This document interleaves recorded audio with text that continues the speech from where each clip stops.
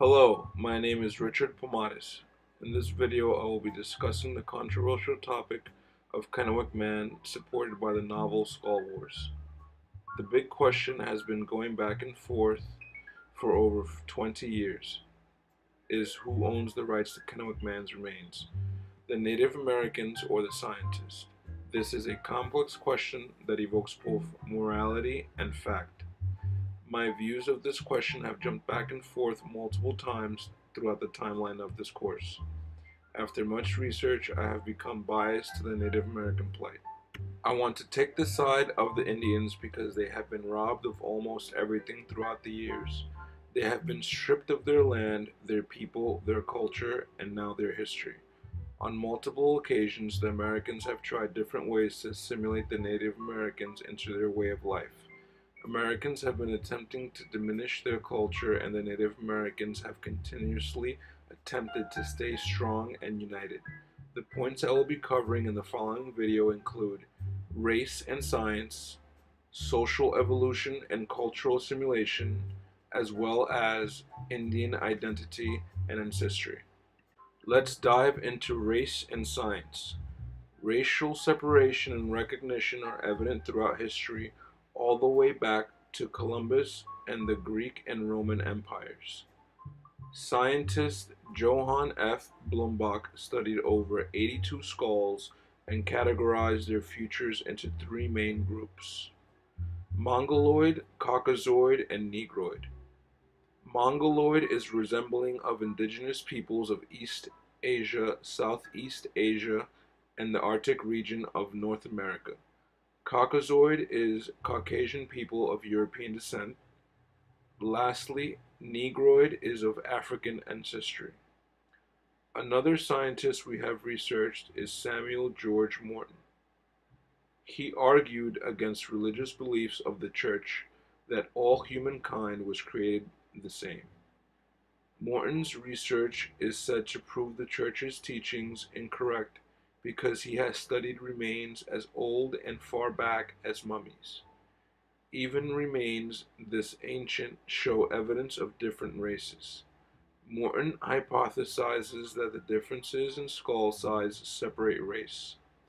He believed that God created racial ranking for enslavement and serving. The research of race and racial segregation based upon skull size progressed with scientists such as Boas, Houghton, Hrdlicka, and Gaude. These later scientists smashed the past research of Blumenbach and Morton with new findings and differences in opinion. Scientist Boas argued directly against Morton's findings. Boas supported that skull size could not be separated by race. At this time, people were migrating from Europe and other countries to America. It became known that skull shape and size were not only race or heritage but also your environment. Skull size and shape were determined on the location the person lives in and how a person lived their life. Highlighting another more recent scientist, Stephen J. Gaude found many flaws and inconclusive evidence in Morton's research.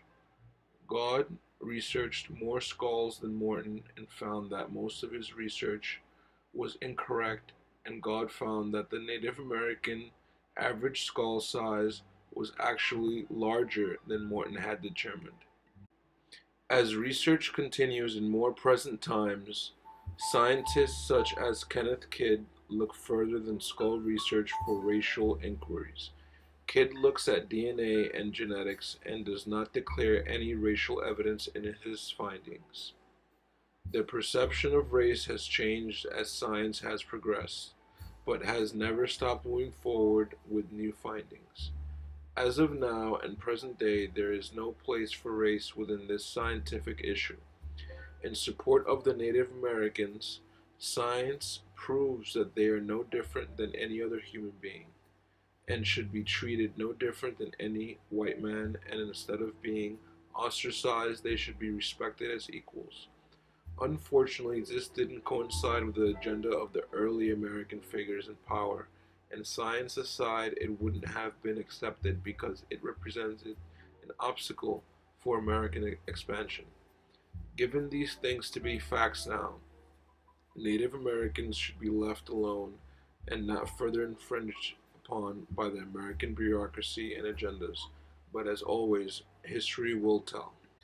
Another topic of discussion that is important in this debate is social evolution and cultural assimilation. One thing I would like to highlight is that the Dawes Act of the 19th century gave the government the power to separate land into individual plots. In the terms of the Dawes Act, if Native Americans were to accept the plot of land offered to them, they were in turn granted citizenship of the United States.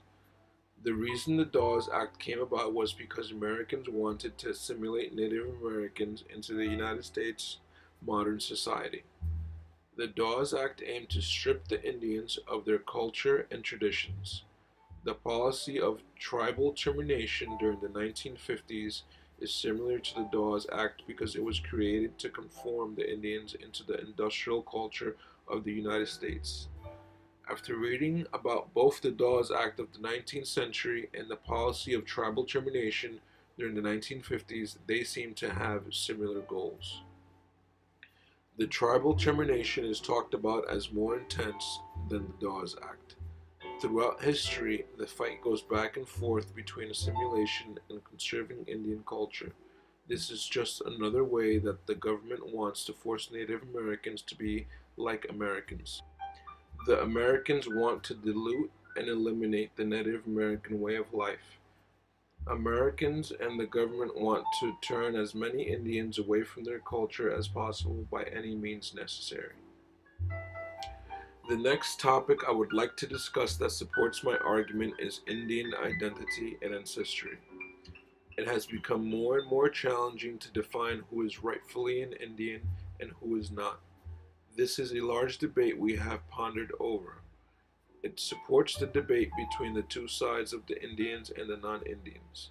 As America now is a multicultural nation with unaccountable amounts of mixed races, religions, heritage, and so on, it is difficult to mark someone as a Native American. When Indians were first discovered, it was easier to point out who came from where. Many Americans nowadays claim to have some sort of Indian heritage, whether this be true or not. When it comes to the legality of a true Indian, there are many factors that come into play. The legal definitions of a Native American are more complex. The two-part test that was used to declare someone Indian or not relies on the recognition from the Native American community that yes, this person is one of us, and the second part is this person in question must have some degree of Native American blood. This system of defining who is rightfully Native American is deemed to be inconsistent, confusing, and even corrupt. This is just another way that the Native Americans are being controlled and assimilated without their consent. From a layman's term perspective, the injustices against the Native Americans continue to persist by the American government dictating who is deemed an Indian, instead of the Native Americans themselves deciding who is or who isn't.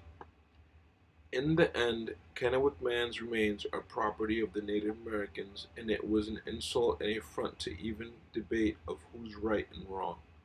If the shoe was on the other foot and it was the Americans in possession of remains and the Native Americans trying to lay claim to it, they wouldn't have been given even a fighting chance.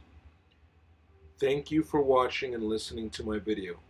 I hope that I was able to reveal some new points of interest that you weren't aware of or focusing on before.